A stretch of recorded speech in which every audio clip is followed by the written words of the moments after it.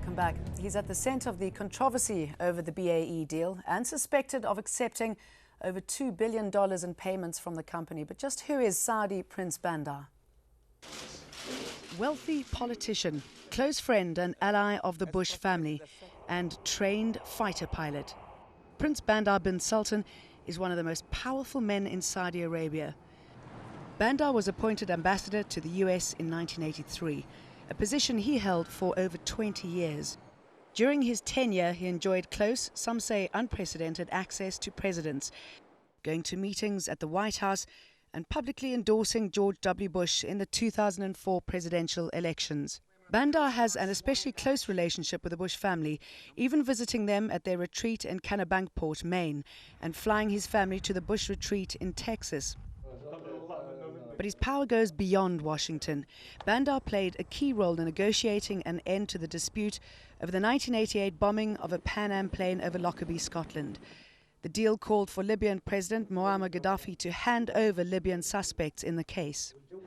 Now the Saudi prince is suspected of corruption, a claim he strongly denies, and at the middle of controversy over a multi-billion-dollar arms deal. We're joined again by our guests in London, Fuad Ibrahim, author and editor of the Saudi Affairs monthly magazine; Brian Lees, former British Defence Attaché in Saudi Arabia and currently an advisor on the Saudi Economic Offset Programme; Dilip Hero, an expert on the Gulf issues and author of several books. Mr. Ibrahim, Prince Bandar, obviously a very powerful man at home. Will he be investigated?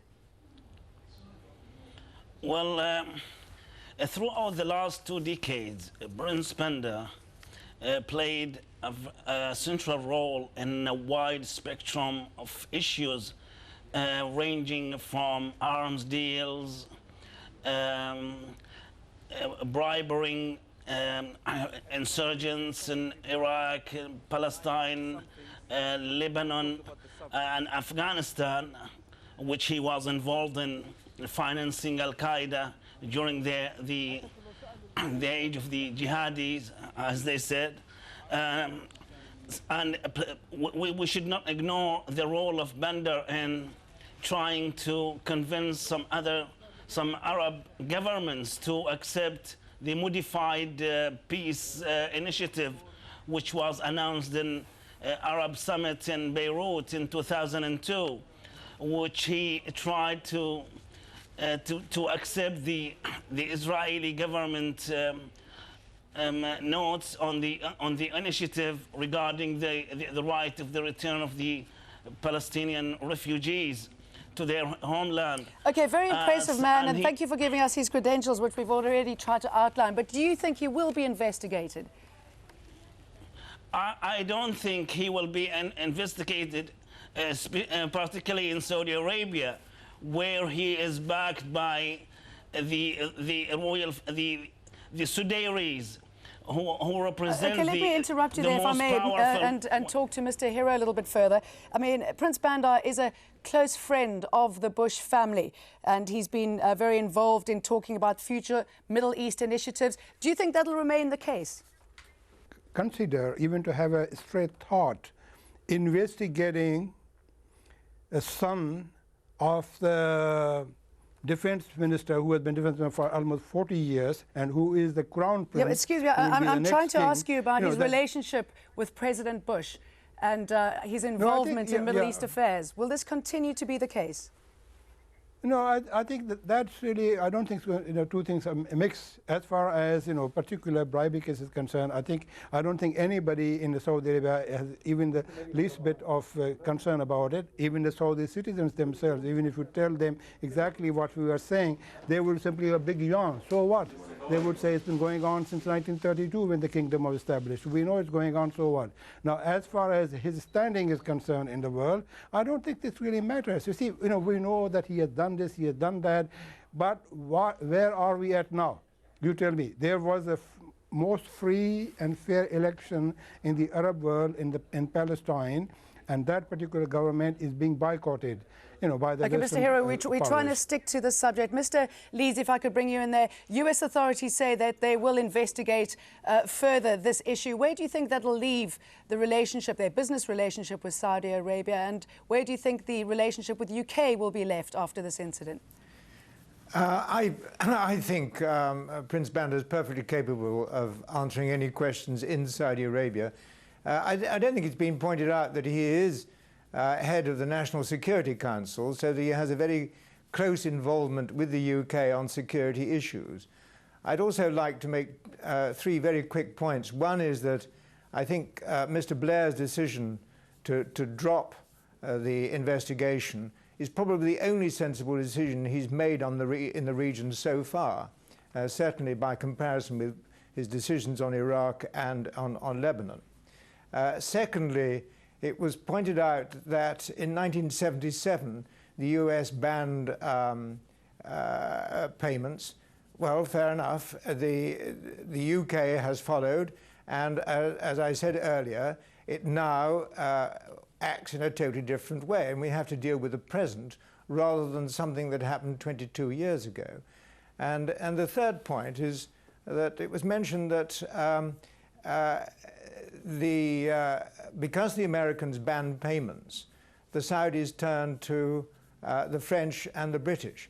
In fact, the Saudis have bought a lot of American equipment perfectly legally, and I think their decision in 1985 to turn to the British was as much a political move as anything else, and because the Americans at that time could not actually be guaranteed to continue supplying the spares for any equipment that they delivered. And a government has to make decisions based on political reality, not necessarily on vague political principles. So, Mr. Ibrahim, if that's the case, do you see the deal still going ahead of the 72 Eurofighter Typhoon aircraft with Saudi Arabia? That's not jeopardized in any way. I'm very sorry to disagree with this view, because even in Britain, the UK press and media was outraged by these corruptions, because they believe that Saudi princes are poisoning the political life, they are damaging the liberal values and democratic principles in the UK.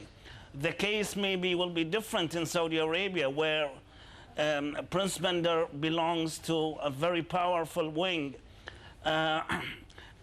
in opposition to a king who is not powerful enough to take a firm action against Prince Bandar or any other influential members, such as Prince Sultan for himself, who is involved totally in such allegations. However, I think the Saudi royal family will face very critical challenges in the coming days regarding these allegations, and they should prepare themselves for more and more revelations regarding these corruptions, which will not only distort the image of the royal family, but it will affect their will have an impact on their continuity and the stability of the state itself. Okay, Mr. Hiri, if I can ask you very briefly, what options are now open to the Saudi family? Yeah, okay, I think they have actually used their options now. For example, as been said, they said to Tony Blair, if you carry on with the investigation, we will stop any national security intelligence sharing. Now, that, quite honestly, we are told a big deal. Now, you see, suppose Saudis cut off this information. So what happens? They are still be giving that kind of information to the Americans.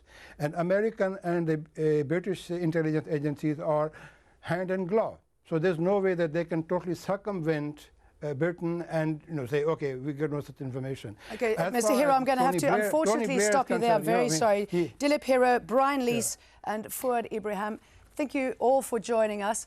And thank you, as always, for joining us on this edition of Inside Story. As you know, we welcome your comments and suggestions. You can email us at insidestory@aljazeera.net.